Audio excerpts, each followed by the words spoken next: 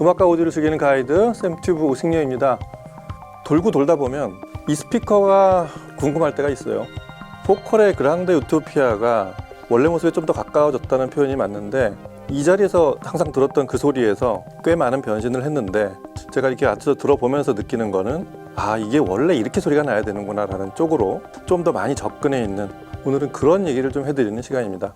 여기는 오디오 갤러리 지하죠. 사실 여기에 보물 같은 것들이 원래 제일 많이 자리를 잡고 있는 곳입니다.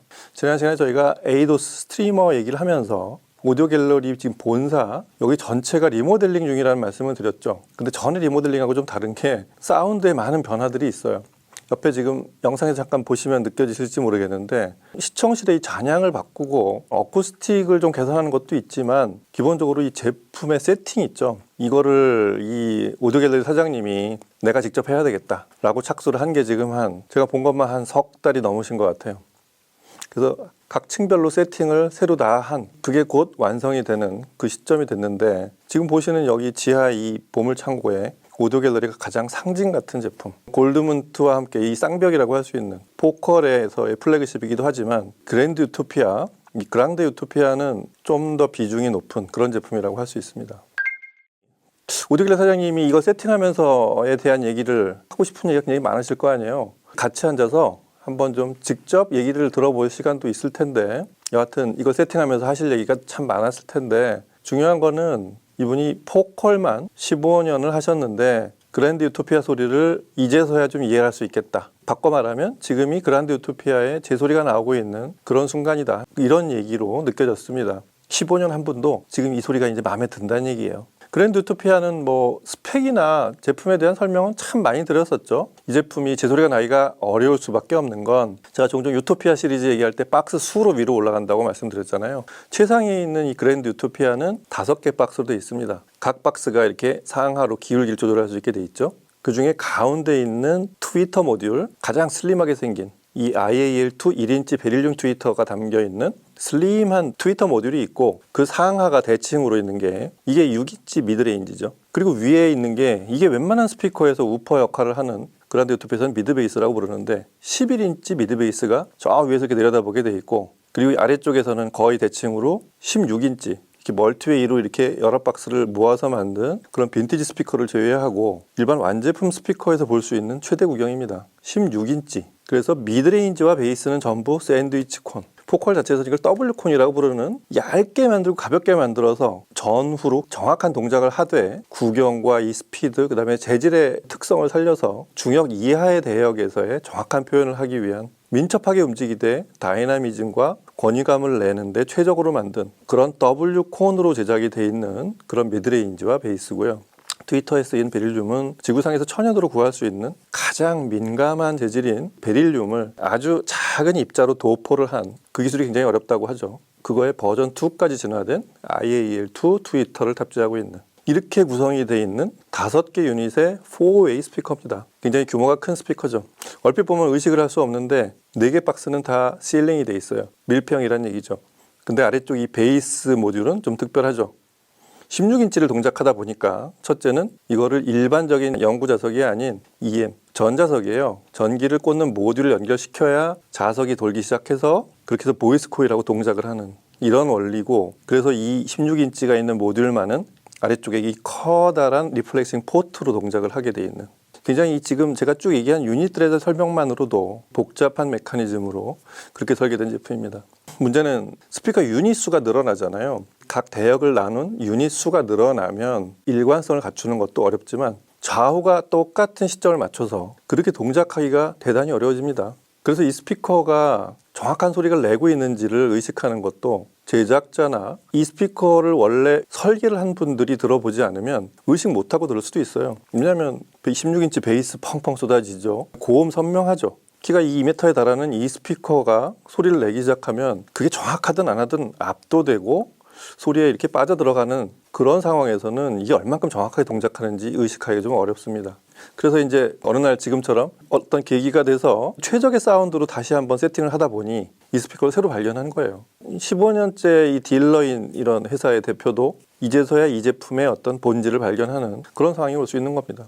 이 영상 보시는 분 중에 그런 경험이 있거나 이해하시는 분들 분명히 있을 거라고 생각이 드는데 어느 날 문득 그 스피커가 궁금한 그런 스피커들 있잖아요. 뭐 앰프도 그렇지만 이렇게 그란데 유토피아처럼 규모 자체가 큰 스피커는 좀 더 그렇습니다. 그런 면에서 이 스피커를 이렇게 근처에 두고서 그게 어떻게 바뀌었나를 확인할 수 있는 그런 사람은 참 행복한 오디오파일이라고 생각이 됩니다.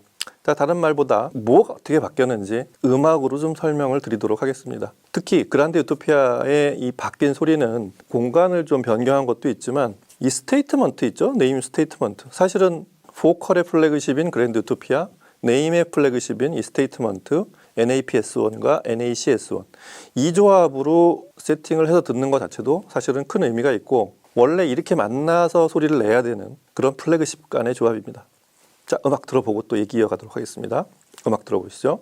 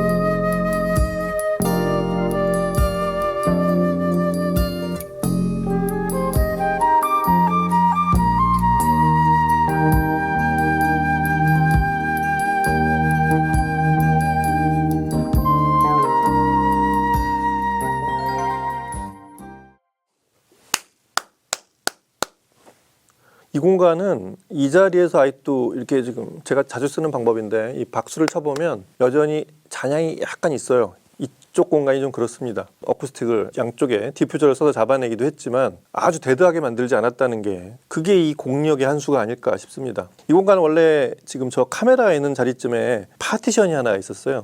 그걸 없애니까 얘가 드디어 숨을 쉬기 시작하는 것 같아요. 그란데 유토피아의 이 스트로크의 거리가 있잖아요. 그게 좀 더 많이 생겨서 거기서 일단 많은 변화가 생겼어요. 그리고 두 번째는 이 스테이트먼트도 그래요. 이전에 여기에 골드문트도 있었고 여러 앰프들이 거쳐갔지만 역시 포컬하고 네임이 합병하면서 그 개념으로 만들었던 앰프가 이 스테이트먼트잖아요.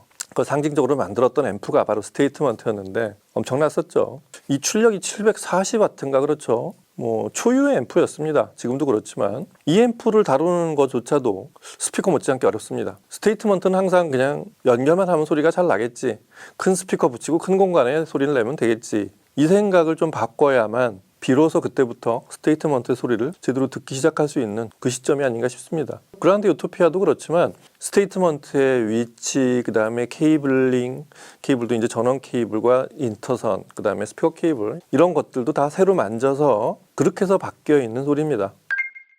이전에 익히 이 공간에서 들었던 촬영도 2번이나 했지만 그 소리랑 비교를 하면 꽤 많은 변화가 있습니다. 첫 번째 변화는 음상이 굉장히 정확해졌다는 거예요. 이전에는 그랜드 유토피아의 20Hz 아래부터 시작하는 광대역의 16인치 베이스와 베릴륨 트위터, IAL2 2세대 트위터에 쏟아내주는 그런 아주 선명하고 묵직한 그런 소리들이 압도를 하기 때문에 미처 못 살폈던 그런 부분들이 이제 살아나기 시작한 그런 변화들이 있습니다. 그래서 이전하고 비교하면 스피커 사이에 생기는 똑같은 곡으로 들어본 그런 가운데 생기는 이런 스테이징과 음상이 대단히 정교해져 있어요. 일단 사이즈가 작은 부분은 굉장히 작아지고 그게 크게 확장될 때는 스피커 좌우까지 확장이 되는 그렇게 순간 크게 넓어지지만 스피커 좌우에 이 무대가 넓어졌다고 그래서 음상까지 같이 커지는 게 아니라 작은 사이즈는 그대로 굉장히 작게 컴팩트하고 정교한 그런 이미징을 만들어내는 이 부분이 이전하고 많이 차이가 있습니다. 그래서 연주의 공간과 잔향의 이 반경이 작은 소리를 낼 때는 작은 스피커로 듣는 정교한 이미징이 있죠. 그런 게 떠서 생기는 어떤 선명함? 그런 건 원래 이 덩치 큰 스피커들하고는 좀 안 어울리는 덩목이잖아요. 근데 그게 딱 그 순간만은 소형 스피커의 장점이 그대로 살아나는 그런 모습을 보여줍니다. 그러면서도 이 16인치 베이스의 낮은 저역 있죠? 이게 어딘가에 드리워져 있다는 이게 소형 스피커와는 다른 부분입니다. 그 사람이 실제 연주를 듣던 뭐 오디오로 음악을 듣던 음악적인 쾌감이 가장 극적인 순간은 이 작은 사이즈와 큰 사이즈 그 변화의 폭이 큰 그런 사이즈의 대비 그 다음에 진한 색채와 얇은 색채가 좀 더 극적으로 이렇게 변할 때 그런 강렬한 콘트라스트 그런 게 이전보다 뚜렷하게 더 좋아졌습니다. 그래서 저희 들은 곡 중에 쿠렌치스가 뮤지카 에테르나를 주의한 차이콥스키 교향곡 6번 3악장 스케르초 있죠. 이게 앞에 사이즈도 작고 악기 수도 작은 하지만 대단히 빠르게 동작하는 그런 현악 합주로 시작해서 악기가 늘어나고 무대가 점점 넓어지기 시작하잖아요. 이 곡을 근래에 들었던 것 중에 가장 드라마틱하게 그 드라마틱한 무대의 변화 마치 깜깜한 무대가 하나씩 조명이 점점 밝아오는 듯한 그래서 무대가 넓어지는 느낌을 주는 그런 다이내미즘 그러다가 한 번에 쾅 폭발을 하는 또 폭발할 때도 최대 진폭으로 하지만 굉장히 정확하게 견고한 틀에서 정확함을 유지하면서 강하게 때리는 에너지 이런 게 그란데 유토피아를 듣는 재미 중에 하나죠. 근데 확실히 음상이 작은 부분에서 컴팩트하게 잡혔다는 의미는 미세하게 동작하는 그런 소리들이 좀 더 음이 약할 때도 뚜렷하게 그게 들린다는 그런 서로 상통하는 부분이 있어요. 그러니까 그게 작은 사이즈가 좀 더 선명하게 보인다는 게 되죠. 그리고 낮은 대역과 높은 대역의 악기들이 서로 뚜렷하게 섞이지 않으면서 뚜렷하게 보인다는 거. 처음에 오디오를 하면서 확실히 어느 순간이 내가 하이엔드로 진입했다라는 게 느껴지는 그런 순간이 이런 악기 수가 많아질 때 그 악기들이 서로 섞이지 않고 야 이전에는 이게 막 뒤섞여 있었구나라는 걸 느끼는 그런 순간이 이 오디오를 하면서 큰 변화들이 오는 그 전환점이 되는 그런 현상이잖아요. 근데 오디오를 그렇게 오래 하고도 그란데 유토피아에서 그런 새로운 모습이 보여지는 그런 순간 이런 게 감동이죠. 그 음악이 새롭게 들리고 이런 시스템이 새롭게 변화를 해서 들리고 그리고 평소에 듣던 그 음악이 새롭게 들리기 시작합니다. 이 차이콥스키 6번 3악장 아주 좋았습니다. 이런 곡을 듣기에 아주 이상적인 시스템이죠. 그걸 그대로 거기에 사람 보컬을 입힌 합창단이 들어간 그런 곡이 바하의 비단조미사 첫 곡 키리에죠. 이 곡은 비창과는 녹음 스타일과 음색, 기타, 무대 사이즈나 입자감들이 완전히 다른 그런 곡인데, 그거보단 작은 규모의 고학기 오케스트라, 그 뒤쪽으로 펼쳐진 합창단이 엄청난 위용을 발휘하는 그런 곡이죠. 좀 더 엄숙하고 굉장히 근엄한 그런 분위기로 시작을 하는 아주 큰 호흡을 내뿜는 듯한 그런 도입부를 가진 합창곡인데, 이 곡이 이렇게 들리기도 쉽지 않습니다. 원래 이 비단조미사 첫 곡인 이 키르에가 이렇게 긴 호흡으로 진한 콘트라스트와 무대 전체 갑자기 조명이 들어와서 밝아지면서 전체가 다 보이는 듯한 이런 드라마틱한 순간, 이런 걸 보여주려면 높은 대역부터 낮은 대역까지의 이 대역도 넓어야 되지만, 실제 무대처럼 2m가 되는 이런 스피커가 사람을 내려다보듯이 이렇게 뿜어대는 소리는 실제 현장의 느낌하고 매우 비슷합니다. 현장의 느낌을 줄 때도 인위적으로 내가 너를 완전히 감동시킬 거야 막 그러면서 그냥 몰아치는 그런 시스템과 스피커가 있다고 한다면, 아주 천연의 느낌을 주는, 스피커의 존재감이 거의 없이 그냥 실제 현장의 느낌에 가깝게 그런 소리를 내주는 그런 시스템도 있습니다. 근데 지금의 그랑데 유토피아는 딱 그 중간쯤에 있는 것 같아요. 오디오적인 어떤 재미도 있지만 실제 현장의 어쿠스틱에 매우 가까워지는, 원래 포컬의 소리는 그렇게 자기의 존재감을 없애가면서 그렇게 자연스러운 느낌을 주는 쪽은 아니에요. 본인의 스타일도 있고 소위 말하는 킥 같은 게 있는 그런 스피커인데, 지금 그란데 유토피아 소리는 상당히 그 중간 지점에 위치한 그런 소리를 내고 있다고 생각이 됩니다. 그거에 가장 큰 기여를 하는 건 역시 이 스피커를 컨트롤하고 있는 네임의 스테이트먼트 시스템이죠. 스테이트먼트 시스템이 이렇게 제대로 세팅이 되니 스피커에서 험도 거의 안 들리고, 작은 소리와 큰 소리, 이런 다이나믹 레인지가 넓은, 그 다음에 좀 더 드라마틱한 건 이 16인치 이 대구경 우퍼가 아주 경쾌하게 움직인다는 거죠.